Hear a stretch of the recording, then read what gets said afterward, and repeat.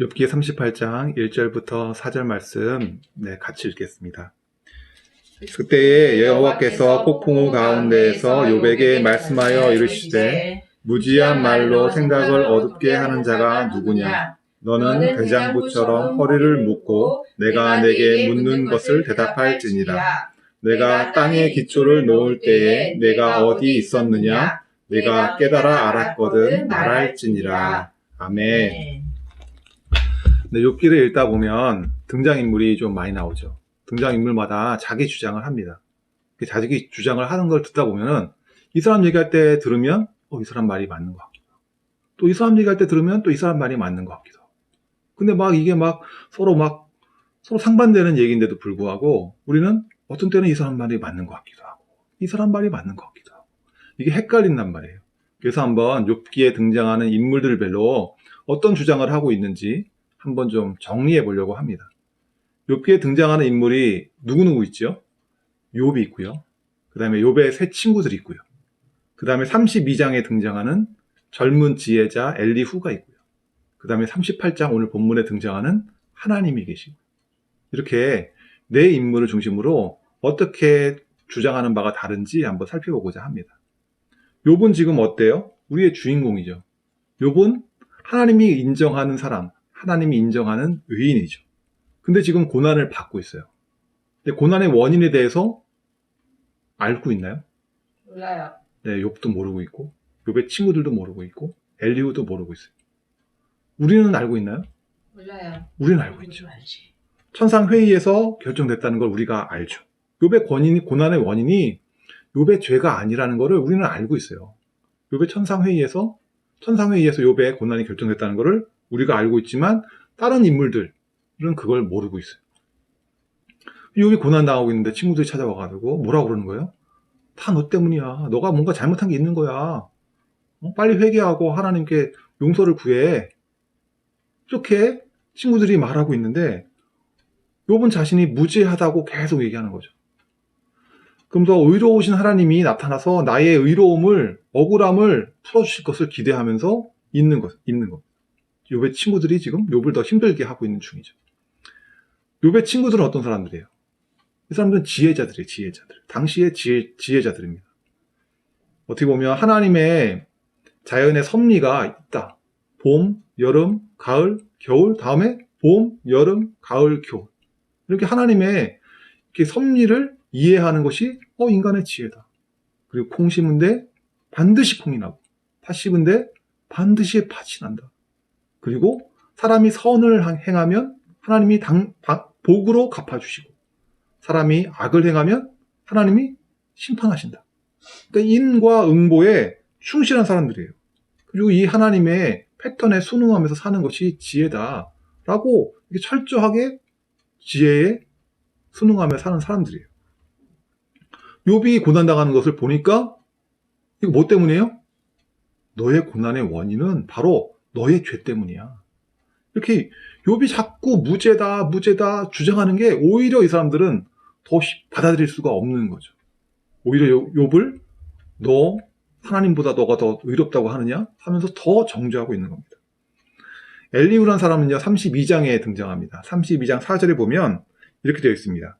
엘리후는 그들의 나이가 자기보다 여러 해 위임으로 욥에게 말하기를 참고 있다가, 그러니까 엘리후는 이 욥과 세 친구들보다 젊은 사람이에요.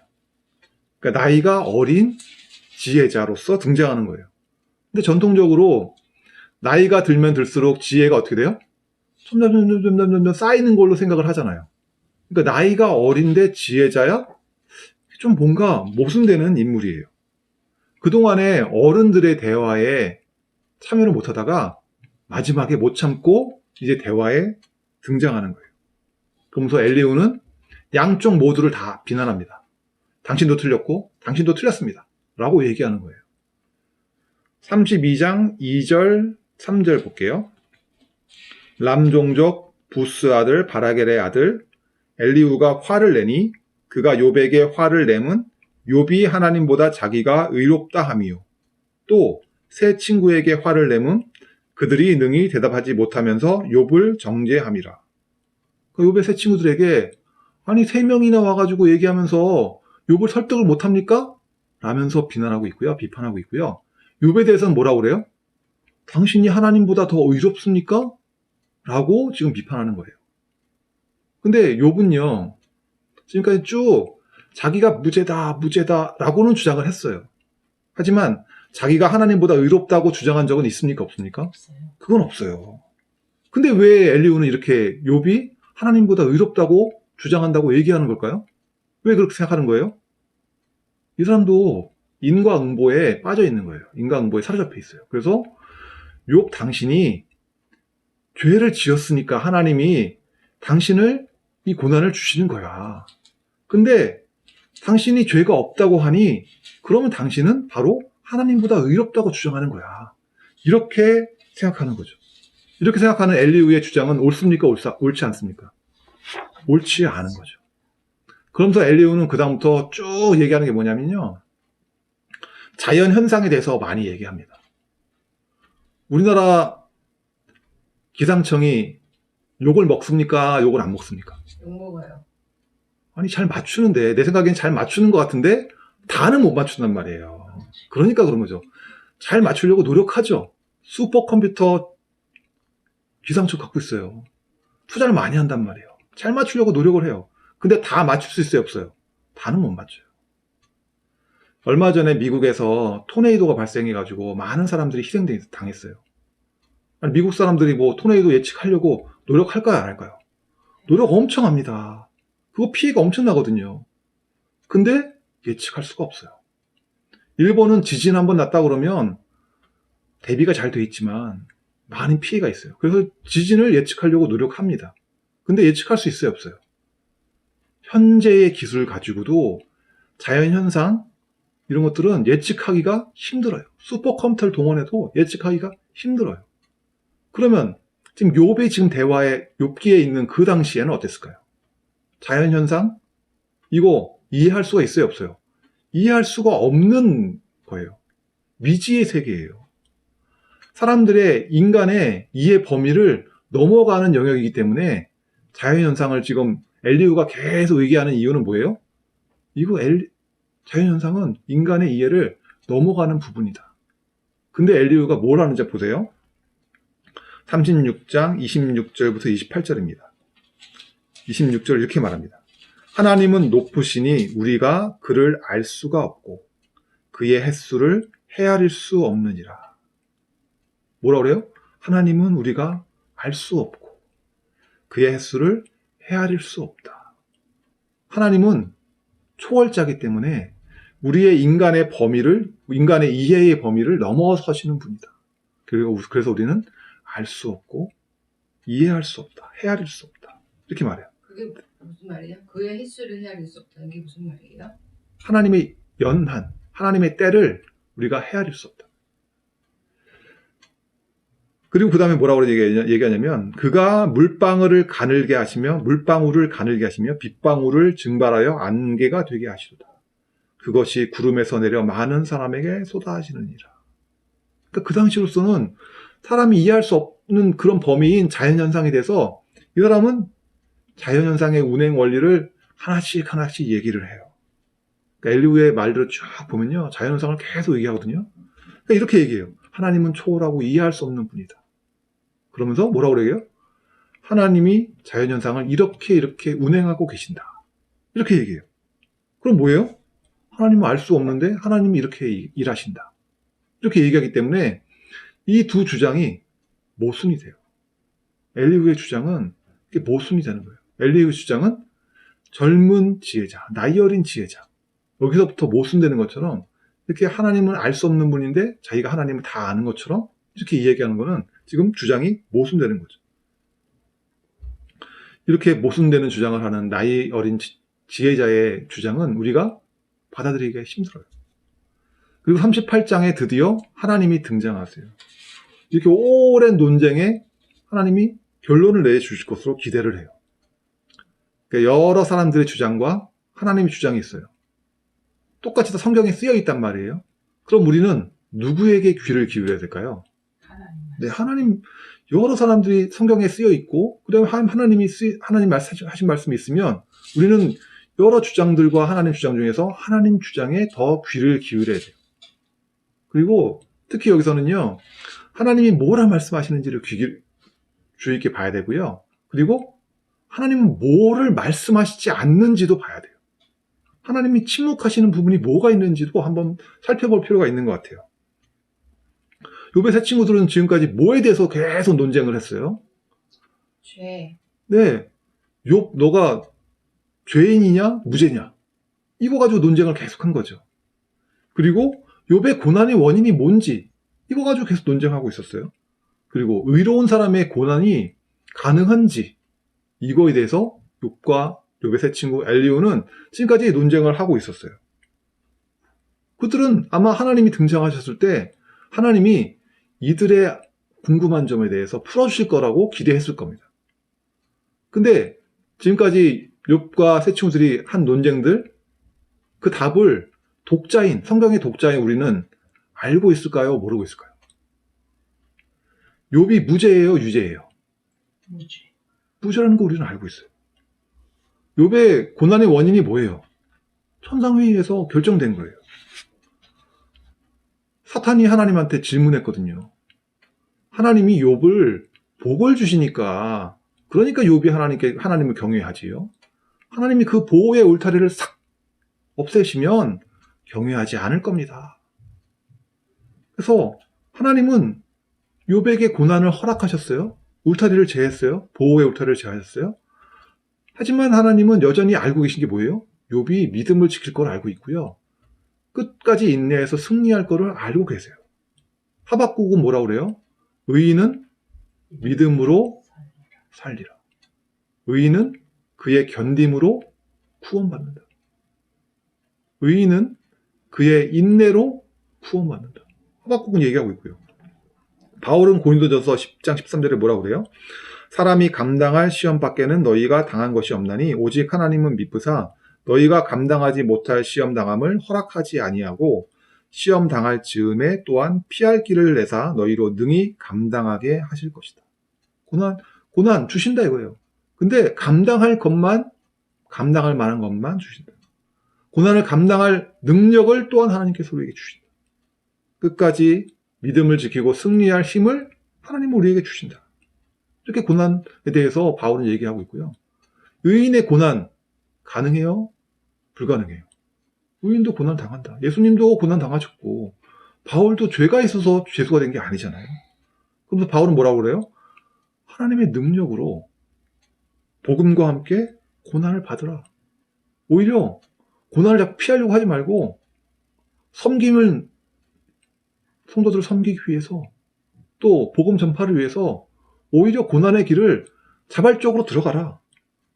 바울은 이렇게까지 얘기하는 거예요. 왜냐하면 그것이 예수님을 따르는 길이기 때문에. 그래서 욥의 무죄 여부, 욥이 왜 고난을 받았는지 지금 논쟁하고 있는 욥의 세 친구들이 논쟁하고 있는 이런 부분들에 대해서 욥기를 읽고 있는 우리들은 다 알고 있어요. 그래서 하나님은 여기에 대해서 말씀 안 하세요.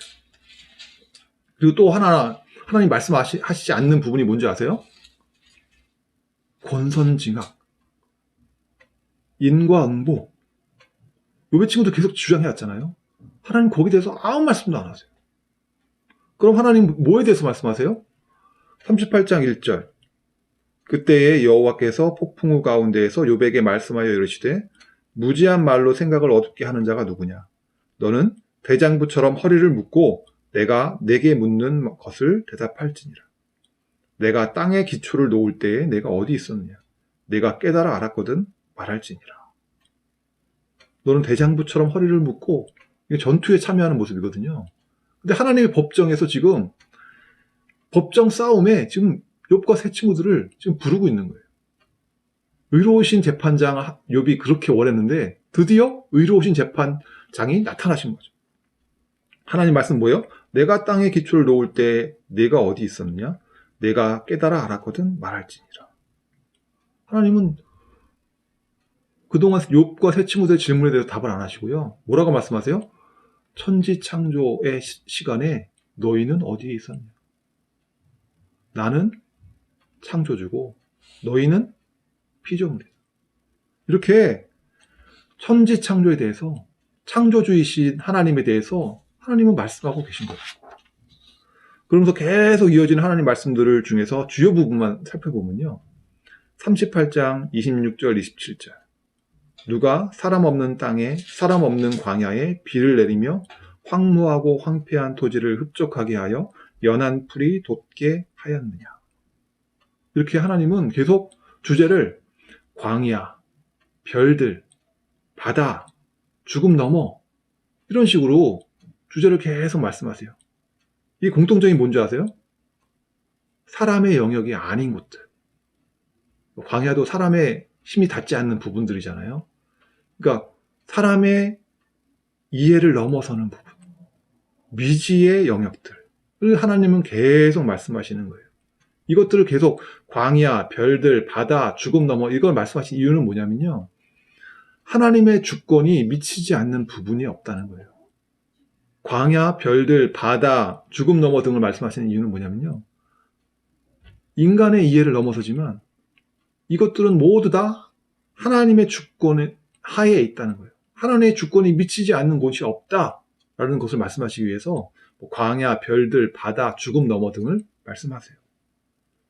그리고 특이하게 베헤못, 리오야단을 말씀하시거든요. 베헤못, 리오야단이 뭔지 정확하게 나타나지는 않아요. 근데 표현들을 보면요. 굉장히 우월적인 존재, 굉장한 능력을 가진 존재로 리오야단이나 베헤못을 그리고 있어요. 그러니까 예를 들면 사람이 굉장히 두려워하는 바다 괴물이라든지 아니면 동양에서 굉장히 신비롭게 여기는 뭐 용이라든지 봉황이라든지 이런 존재들로 베헤못과 리오야단을 그리고 있어요. 이것들을 등장시키는 이유가 뭔지 아세요? 베헤못, 리오야단 그것들이 굉장한 능력을 가지고 있고 우월적인 존재로 보이지만 다 하나님 주권 아래에 있는 거다. 그걸 얘기하기 위해서 베헤못, 리오야단 그리고 아까 얘기하는 광야, 별들, 바다 넘어, 죽음 넘어 이런 것들을 하나님께서 계속 말씀하시는 거예요. 그러니까 하나님께서 말씀하시는 것들을 정리해보면 이겁니다. 보이세요? 네. 1번 하나님의 절대 주권, 2번 인과응보, 3번 인간의 한계. 이 중에서 하나님이 말씀하지 않는 것은 뭘까요? 2번. 네, 2번 인과응보는 하나님께서 말씀하지 않고요. 하나님 계속 말씀하시는 게 뭐예요? 1번 하나님의 절대 주권과 인간의 한계에 대해서 말씀하고 계세요. 근데 하나님 말씀하시는 데 비해서 욥의 세 친구들 엘리후는 어때요? 이 사람들은 자꾸 인과응보에 사로잡혀 있는 거예요. 인과응보를 얘기하다 보니까요. 어때요? 하나님은 이렇게 해야 돼. 하나님 이렇게 해야 돼. 라고 하면서 하나님의 절대 주권을 약화시켜요. 모든 것을 다 인과응보로 설명하려고 해요. 그리고 인간의 한계를 자꾸 벗어나서 하나님의 신비를 자꾸 저해하는 거예요. 그래서 우리는 뭘 봐야 되냐면 하나님이 주장하신 바가 뭔지, 하나님의 절대 주권과 인간의 한계, 그리고 하나님이 뭘 말씀하시지 않는지 그거를 살펴봐야 돼요. 네, 말씀하세요. 근데 왜 인과응보를 말씀하시지 않으시는 거예요? 그러니까 우리가 왜 하나님은 말씀하시지 않는지에 대해서 네. 자꾸 궁금해할 게 아니고요. 네. 하나님이 침묵하시는 부분에 대해서는 우리가 그냥 침묵으로 받아들여야 돼요. 왜 하나님 왜 하박국에 대해서 하박국이 질문이 여러 가지 했잖아요. 근데 하박국의 질문에 대해서 하나님이 다 일일이 답변해 주지 않아요. 그러니까 지금 욥기는요. 이런 여러 사람들이 나와서 주장을 하고 있는데요. 근데 사실은 우리는 그 사람들의 논쟁에 다 답을 알고 있어요. 이미. 그렇기 때문에 이 사람들의 논쟁에 다시 하나님이 거기에 참여해서 논쟁에 참여하는 게 아니라 하나님이 어떤 분인지에 대해서 욥기에서 설명하고 있어요. 이 하나님이 말씀하실 때 욥 친구들도 있었어요? 그럼요. 같이 듣고 있는 거죠. 제가 지금 자만의 주요 원리인 인과응보, 권선징악 이런 게 지금 틀렸다. 이렇게 지금 말씀드리는 건 아니에요. 인과응보의 원리는 대부분 맞아 들어가요. 할 수 있어요. 그리고 하나님의 종말 최후의 심판 때 이 권선징악이나 인과응보에 따라서 하나님께서 심판하실 거예요. 하지만 항상 우리는 어떻게 생각하냐면 1대1로 대응시키려고, 한치의 오차도 없이 기계적으로 이 원리를 대응시키려고 하는 것이 문제라는 거예요. 그 욥의 친구들도 기계적으로 이걸 적용시키다 보니까 욥을 정죄하는 거죠. 욥이 무죄를 주장하면 주장할수록 더 정죄하는 거예요. 너 고난당하는 거 보니까 너 분명히 뭐 잘못한 거 있어. 근데 왜 자꾸 아니라고 그래? 하면서 자꾸 논쟁에 들어가는 거예요. 욥의 친구들 말고 우리도 그런 잘못을 할 수 있다는 거예요. 그러니까 예를 들면 어떤 사람이 피해를 당했어요. 사고를 당했어요. 피해자예요. 근데 피해자를 탓하는 경우도 있죠. 아니 왜 밤늦은 시간에 왜 그런 데 가가지고 사고를 당하냔 말이야. 이렇게 말하는 건 뭐예요? 그 피해자를 다시 한번 2차 가해를 하는 거죠. 우리도 그런 잘못을 할 수 있단 말이에요. 또 고통을 당하고 고난을 당하는 사람은 항상 원인을 찾고 싶어 해요. 내가 왜 이런 고통을 당하는지 원인을 찾고 싶어 해요. 근데 자꾸 이 고난의 원인을 찾으려고 한다든지, 아니면 이 고난을 통해서 하나님이 너에게 뭔가 교훈을 주실 거야 라고 설명하는 것들도 저는 이렇게 올바른 태도는 아니다 라고 저는 생각을 해요. 자꾸 욥 같은 경우도 하나님이 욥에게 고난을 통해서 교훈 주시려고 고난을 주신 게 아니거든요. 욥의 주요 주제는 뭐예요? 의로운 자의 고난도 가능하냐? 가능하다. 그걸 알려주시는 거지, 고난의 원인이 뭐다, 이거를 정확하게 알려주시는 게 아니라는 거죠. 그래서 우리가 다시 한번 읽어보세요. 하나님의 절대 주권과 인간의 한계를 말씀하시지만 인과응보에 대해서 하나님께서 말씀하시지 않는다. 그래서 어떤 때는 우리는 하나님이 뭘 말씀하시는지 우리 집중해서 봐야 돼요. 그리고 또 말씀하시지 않는 거, 침묵하시는 거에 대해서는 우리가 또 이거 왜 말씀하시지 않을까? 라기보다는 침묵으로 그냥 받아들여야 된다는 거예요. 결론 짓겠습니다. 그래서 하나님은 기계적으로 일하시는 분이 아니에요. 선을 선으로, 악을 악으로, 기계적으로 1대1로 이렇게 일하시는 분이 아니에요. 때로는 우리는 이해가 안 될 수도 있어요. 하나님의 일하심이 이해가 안 될 수도 있고요. 하나님의 방향이 내가 원하는 방향이 아닐 수도 있고, 하나님의 계획이 어리석어 보일 수도 있고, 내 머리로 이해가 안 될 수도 있어요. 그때도 우리는 뭘 알아야 돼요? 하나님의 주권자이심을 인정을 해야 되는 거예요. 그리고 항상 감당할 시험만 우리에게 주시고, 또 감당할 시험과 함께 우리에게 감당할 능력도 주신다는 것을 잊지 마시고 끝까지 인내하시면서 승리하시는 여러분들 되시기를 축원합니다. 네, 기도하시겠습니다. 욥과 욥의 세 친구들은 욥의 고난이 원인이 뭔지 그게 궁금했어요. 하지만 하나님은 그것에 대해서 말씀하시지 않으세요. 오히려 하나님의 주권자이심을 말씀하시고 우리의 한계에 대해서 말씀하세요. 하나님의 계획은 우리의 이해 범위를 넘어선다 라고 말씀하고 계세요. 자꾸 우리는 고난당할 때에 왜 나에게 이런 일이 벌어지지? 왜 하나님은 나한테 이러시는 걸까?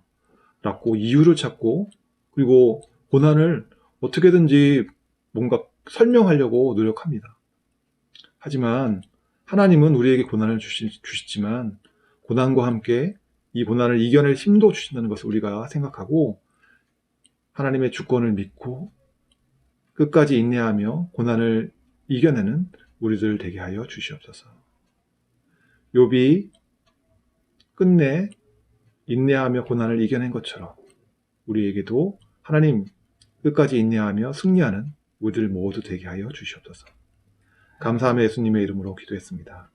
아멘.